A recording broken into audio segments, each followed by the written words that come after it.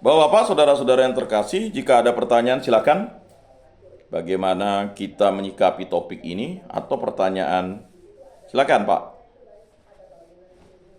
Silakan.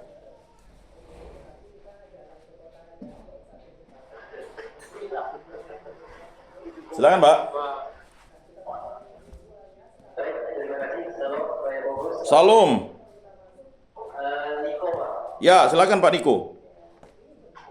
Menarik yang hari ini tadi pagi juga saya sudah dengar pertanyaan hari ini yang dia menyampaikan bahkan yang pertama dengan kecil ya.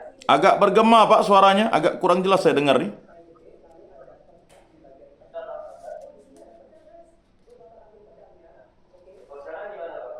Mungkin agak dekat dengan sumber ininya Pak.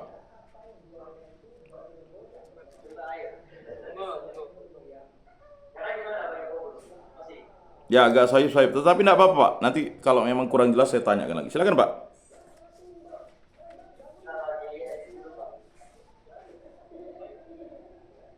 Masih kurang jelas Pak ya suara kita Pak ya. Ya masih seperti itu. Tidak apa-apa Pak, coba aja. Nanti saya mendengarkan.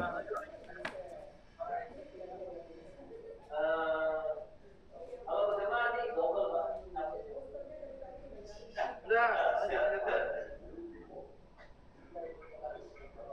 Mana sekarang Pak? Masih bergema kan? Coba Bapak agak dekat dengan apa tuh posisi itunya mungkin. Karena menjauh dari itu kali. Kalau suara Pak Dedi atau suara Pak Andre malah jelas tadi saya dengarnya.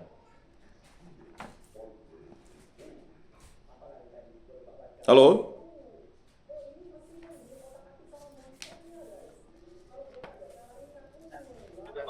Masih bergema? Nah ini baru jelas Pak. Oh gitu, memang dekat sumber Pak. Oke, Pak Yakobus, Baik. bisa Pak ya, bisa didengar Pak ya. Ya silakan Pak. Ini jelas Pak. Gini, dari tadi kebetulan yang kita bahas ini tentang pelayanan Barnabas yang luar biasa ya di Antioquia pada umat Allah. Kalau bicara pelayanan, jadi saya ingat kejadian tahun yang lalu gitu loh ya, Pak Yakobus ya.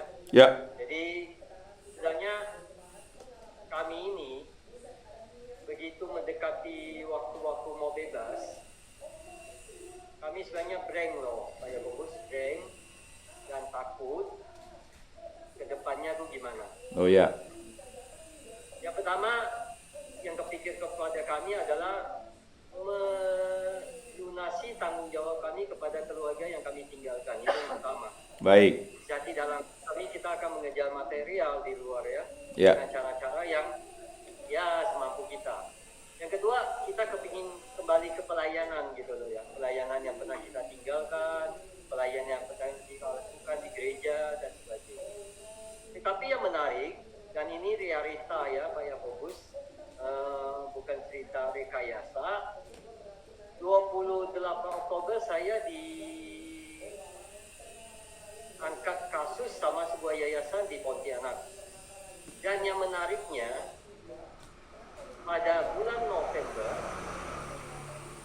saya tanpa alasan yang jelas dikeluarkan dari kelompok lektor Gembala Baik Pontianak, kelompok lektor Keluarga Kudus Pontianak, dan anggota DPP Keluarga Kudus Pontianak. Saya merasa baru ada isu tentang kasus saya, belum ada putusan, belum sampai ke polisian, belum sampai ke kejaksaan. Ternyata orang-orang yang ada di kepengurusan rektor, di DPP tidak semulia yang kata Pak Yakobus yang menggunakan kata yang agak kasar, tidak semulia yang saya pikirkan. Ya. Kemudian saya tanya, kenapa saya dikeluarkan dari grup? Kenapa saya mesti tidak bisa melakukan pelayanan di rumah Tuhan? Dan jawabannya sungguh suatu kalimat yang saya ingat sampai hari ini, dan mudah-mudahan akan saya bawa sampai mati. Bapak orang berdosa, Bapak tidak cocok di komunitas kami. Kami ini orang-orang suci yang melayani Tuhan. Jadi bagi saya, itu saya nggak ngerti itu statement pribadi atau statement dari organisasi tersebut. Jadi proses saya selama ditetapkan sampai tersangka itu di Januari akhir saya baru ditetapkan sebagai tersangka. Itu saya tidak diizinkan ikut pelayanan sama sekali. Dan saya berpikir kembali, seandainya satu hari kami keluar dari sini, segmennya lebih gila lagi. Apakah memungkinkan kita kembali ke komunitas? Karena berpikir positif begini, Pak Yakobus. Kalau mau ikut pelayanan ke gereja, mau tidak mau kita mesti masuk ke suatu komunitas. Komunitas rektor kah, komunitas OMK kah, komunitas prodiakon kah, dan sebagainya. Tetapi dengan adanya pola pikir dari pengurus, dari orang-orang yang di dalamnya merasa sok suci, kita seolah-olah agak sulit. Jadi saya berpikir bagaimana kami bisa pelayanan kembali dengan status kami yang mantan dari suatu lembaga negara di sini. Kalau mau bicara pelayanan mungkin suatu hari akan sulit untuk kami lakukan. Karena kenapa? Sambutan, support, dukungan dari komunitas itu sulit. Jadi saya berpikir apakah ada komunitas di luar gereja yang memungkinkan kami untuk ikut pelayanan. Karena bagi kami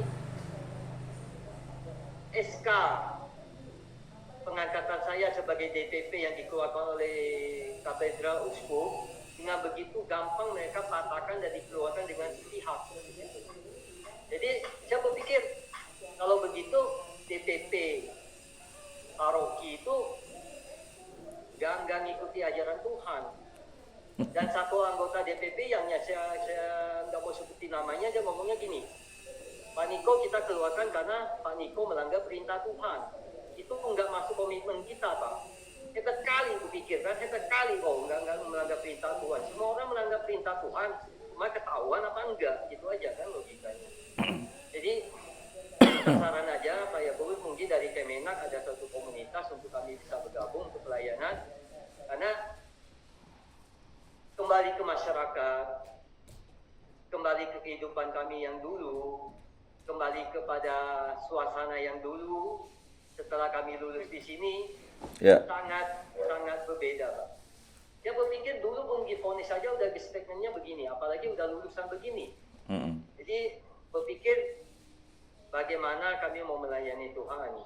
Saya cuma berpikir simpel sih gini aja lah, jangan berbuat jahat aja lah, udah cukup, itu termasuk pelayanan gitu loh. Tapi kerinduan kami adalah, saya anggota rektor kurang lebih 5 tahun Pak. Baik.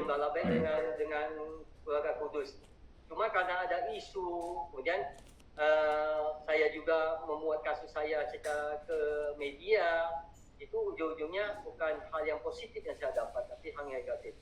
Jadi saya berpikir juga, jangan-jangan kami nanti ujung-ujungnya harus berjuang kayak rasul-rasul yang mesti sampai berkorban jiwa dan raga demi Tuhan. Tapi kepercayaan kami tetap pada Tuhan gitu loh. Apakah salah seandainya kami di luar, kami tidak ikut pelayanan, Pak? Tapi iman kami tetap ada pada Kristus. Itu aja. Terima kasih Pak Yakobus. Salam salve. Terima kasih sharingnya Pak. Jadi saya merasa justru dengan sharing Bapak ini diberkati begitu. Artinya karena nilai setitik rusak susu sebelanga. Itulah kuasa dunia, kuasa setan, kuasa hawa nafsu kita menghancurkan relasi kita dengan Tuhan. Dan menggunakan orang-orang yang baik untuk menghajar kita. Ya. Jadi kita tahu apa yang terjadi dengan kerajaan Daud, lalu diteruskan oleh Salomo. Setelah itu, ya, akhirnya ada hambanya, ya, kan terpecah Rehabeam dengan Yerobeam. Yerobeam ini kan hambanya lalu membawa 10 suku Israel membentuk kerajaan baru, kerajaan Israel. Sedangkan, ya kan, Rehabeam itu, ya kan, ya, jadi tinggal 2 suku, Yehuda dan Benyamin, dan itulah kerajaan Yahudi atau kerajaan Yehuda. Ya. Jadi itu Israel Selatan. Nah, apa yang dialami oleh Pak Niko ini adalah bagian dari kepahitan, kengerian yang dialami oleh para rasul. Ketika pelayanan itu, kita tahu Barnabas ini akhirnya dirajam pakai batu oleh orang Yahudi sendiri, yang dia layaninya, yang dia doakan, yang dia anggap sudah bertobat.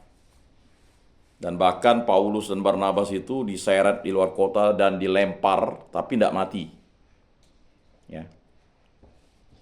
Kalau kengerian yang dihadapi oleh Pak Niko itu adalah langsung dicap sebagai pendosa dan dibuang dalam grup-grup dan disebarkan semuanya. Nah, inilah keinginan iblis, keinginan setan untuk kita tidak mau melayani kembali. Itulah yang harus kita lawan. Apa kata Rasul Yakobus? Layanilah Tuhan, atau tunduklah kepada Allah, lawanlah iblis, dia akan lari daripadamu. Begitu juga apa kata Rasul Paulus, hendaknya rohmu bernyala-nyala, hendaklah kerajinanmu jangan kendor, dan layanilah Tuhan. Memang apa yang dialami, kepahitan, kegetiran yang dia alami Pak Niko ini, obatnya itu seperti petir di siang bolong menyambar, lalu seakan-akan apa yang dilakukan oleh Pak Niko ini adalah menjadi kutukan, cacat celah. Orang-orang yang kita anggap bisa menjadi berbelas kasih itu justru menghindarkan kita. Jadi seperti penyakit kusta atau lepra yang bisa menggerogoti yang lain. Nah, ini persoalan-persoalan klasik.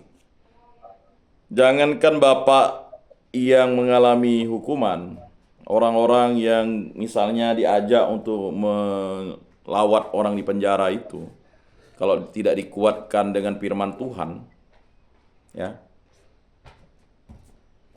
rata-rata ngeri datang ke situ, takut sialnya nempel katanya. Beberapa orang yang saya ajak, bahkan guru agama sekalipun, bilang ndak sempat lah, ndak inilah. Pokok berbagai macam alasan lah. Tetapi itulah. Dan jangankan itu, untuk kita bisa melayani orang-orang di dalam penjara pun banyak sekali prosedur yang harus kita lakukan. Walaupun dari lembaga pemerintah pun terkadang dihambat. Karena lembaga yang menangani bapak-bapak atau menangani itu mengurangi jadwal lah. Kan sudah kita alami. Atau tidak ada petugas lah yang bisa mengecek kegiatan ibadat atau apa, itulah biasa. Dunia ini memang menghambat firman Tuhan itu supaya orang itu menganggap itu menjadi sesuatu hal tantangan. Dan itu ada kuasa iblis, kuasa dunia, kuasa hawa nafsu di situ. Padahal banyak yang ingin melayani di tempat Bapak. Nah, bagaimana Bapak nanti melayani diri Bapak? Pertama pelayanan keluarga lah, Pak. Kalau komunitas yang lama Bapak tidak mau menerima dulu, hendaknya kita lebih care dengan keluarga kita lah. Menjadi pemimpin ibadat, menjadi pendoa, bagi keluarga kita, mewartakan firman bagi keluarga kita. Setelah itu menyebar ke lingkungan, Karena memang untuk mendapat trust kembali itu membutuhkan proses panjang. Paulus saja itu, sampai sekarang itu banyak orang-orang yang bukan pengikut Kristus, bukan pengikut Kristus justru mempersoalkan Paulus, kan? Bahkan dianggap Paulus itulah yang mendirikan agama Kristen, kan? Ada pernyataan seperti itu. Ya. Jadi perlu namanya kerendahan hati, Pak. Kerendahan hati, makanya kita menerima sakramen tobat di gereja Katolik kan, Bapak sebagai orang Katolik menerima sakramen tobat. Nah, nanti Allah Tritunggal Yang Maha Kudus karena belas kasih dan kerahimannya akan membimbing kita untuk pelayanannya. Bagaimana misalnya nanti Kemenak memfasilitasi pelayanan-pelayanan yang Bapak-Bapak ingin lakukan? Ya enggak masalah, Pak. Selama saya jadi penyuluh, silakan. Kalau Bapak-Bapak mungkin punya terpanggil untuk pelayanan di beberapa tempat, ya. Yang penting pada prinsipnya kita bisa, ya kan, menunjukkan bahwa kita betul-betul bertobat dan betul-betul dengan apa yang kita alami itu adalah suatu permulaan bahwa kita meninggalkan hal-hal yang lama itu. Ya, tetapi kan tidak mudah juga. Stigmatisasi itu yang saya katakan, Pak Niko mungkin mengalami pribadi langsung perasaan terluka, tapi bagaimana dengan keluarga, istri, anak-anak, ya, mereka lebih terpukul, terluka, bahkan mohon maaf ada yang sampai tidak bisa menjelaskan itu kan. Jadi orang terdekat kita itu, saudara-saudari kita, pastilah dia yang lebih terluka, dan seharusnya dengan mereka kita sadar bahwa terluka, maka marilah kita melayani mereka dulu. Nah, nanti kalau Bapak sudah keluar lalu ingin menjadi lektor kembali, ya mulailah dari lingkungan. Ya, kalau mulai dari langsung bergabung dengan komunitas, bisa, Pak. Saya yakin dan percaya, Pak. Karena kan proses orang-orangnya kan mungkin disadarkan, ya kan, dengan refleksi hidup masing-masing. Itu kan hanya oknum mungkin 1-2 orang saja yang tidak suka, ya kan. Jangankan Bapak yang misalnya mengalami kasus ini, misalnya kita saja yang misalnya ya tidak mungkin tidak disukai karena faktor saya tidak tahu ya. Tapi saya yakin dan percaya gangguan apa yang sering dilakukan itu adalah gangguan iblis, gangguan dunia, dan gangguan hawa nafsu. Ini 3 gangguan yang sudah memang ingin menjauhkan kita dari Tuhan. Kalau kita apakah menjauh dari lingkungan? Justru tidak, Pak. Justru kita harus menata diri kita, percaya bahwa kita yang sudah dibimbing di tempat ini mau berkarya kembali. Masalah dia menolak atau tidak, emang gue pikirin. Yesus yang menarik kita kembali, Pak. Yakin dan percayalah, Pak. Ya. Pandangan orang itu akan berubah kalau terus-menerus kita, ya kan, yakin karena kehendak Allah. Ngapain lalu kita malu, Pak? Ya kan? Malu tidak akan menyelesaikan masalah. Maka jangan takut. Hadirlah pada setiap komunitas itu kalau memang Bapak ingin kembali, pasti mereka tidak semua akan menolak Bapak. Ya kan? Ya, kalau untuk bergabung dengan komunitas baru, ya kan? Karena tidak tahu masa lalu, justru makan nanti, ya kan? Isunya berbeda lagi gitu. Jadi saya tidak ingin mau menjanjikan apa-apa dengan Pak Niko, tapi saya yakin dan percaya, Pak. Kehendak Tuhan terjadi, fiat voluntas tua, bapak-bapak pasti kembali ke gereja masing-masing akan diterima kembali. Kalau tak diterima tuh aneh begitu. Untuk apa kasih itu kan? Cinta kasih kan. Ya, setelah itu setahun, makanya biasanya jangankan itu, Pak. Seorang pastor aja kalau dia pindah di paroki baru itu 6 bulan dia harus mengamati umat, tidak buat apa-apa. Ya, Bapak nanti ketika misalnya kembali ke gereja masing-masing, ya jadilah umat biasa, duduk, ya kan, mendengar. Nah, setelah 6 bulan, ya kan, mulai silakan untuk ya melakukan aktivitas pelayanan lain. Mengapa begitu, Pak? Bisa jadi orang itu orang baru yang tidak tahu persoalan kita dan sebagainya. Ya. Kemudian juga bisa jadi orang lama tetapi sudah berubah paradigma berpikirnya, ya kan? Dan kalau kita langsung begitu kan seakan-akan, apalagi kita mengkonfrontir. Ngapa dulu keluarkan saya dari grup? Oh, ini kan kalau ada statement mengatakan Bapak tidak layak karena orang berdosa, itu kan pernyataan yang tendensius. Mungkin sadar atau tidak sadar dia digerakkan oleh kuasa hawa nafsunya untuk mengeluarkan Bapak itu karena mungkin ada kebencian sebelumnya, Pak. Nah, itu juga kita tidak bisa mengetahui isi hati orang. Ya. Tetapi dengan proses kita berdoa, ya kan, mohon penyertaan Tuhan, pertolongan kita dalam nama Tuhan, yakinlah Pak. Ya. Tidak ada sesuatu yang mustahil. Ya. Jadi orang-orang yang tidak menerima Bapak, Bapak ampuni, justru Bapak doakan, belas kasih dan Bapak doakan supaya tidak masuk di tempat ini. Kan begitu Pak. Semoga dia tidak masuk di tempat ini dan dia kehidupan keluarganya baik-baik. Ya kita doakan yang baik Pak.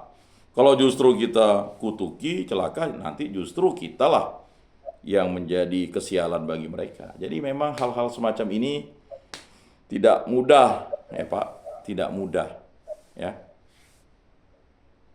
Tetapi dengan bantuan Tuhan Allah pasti. Sama Yunus Pak, Yunus itu kan ngapain lah Tuhan Allah nih mau, ya, supaya orang Niniwe yang jahat, udah jahat dia itu, ya kan, sering melakukan kejahatan, ya kan, menurut kita kan. Lalu Yunus mau lari jauh dari Tuhan. Lalu dia menjadi kesialan bagi orang yang baik. Ya justru hadir saja di situ. Kehadiran kita itu justru membawa sukacita. Kalau terang kita itu kita tutup dalam gantang, tidak nampak Pak. Perubahan Bapak terjadi karena kehendak Kristus, bukan karena kehendak Bapak. Nah itu mungkin saya tidak menasihati Bapak, tetapi itulah proses yang Bapak lakukan dulu. Jadi setiap kali pelayanan itu berdoalah Pak. Dan tidak perlu lagi mempersoalkan masa lalu. Orang ini kan, mengapa spion itu dibuat kecil Pak? Karena melihat dari belakang kan. Kalau spion dibuat besar kan untuk apa juga. Tapi kaca depan itu lebih besar. Jadi masa depan itu atau masa sekarang itulah yang Bapak songsong. Masa lalu itu adalah bagian dari proses kehidupan. Tuhan Allah ingin mengasihani kita, ya, maka kita dibentuk di tempat ini. Nah, mungkin itu jawaban saya secara pribadi, Pak. Demikian, terima kasih. Silakan, jika ada pertanyaan, masih ada 15 menit.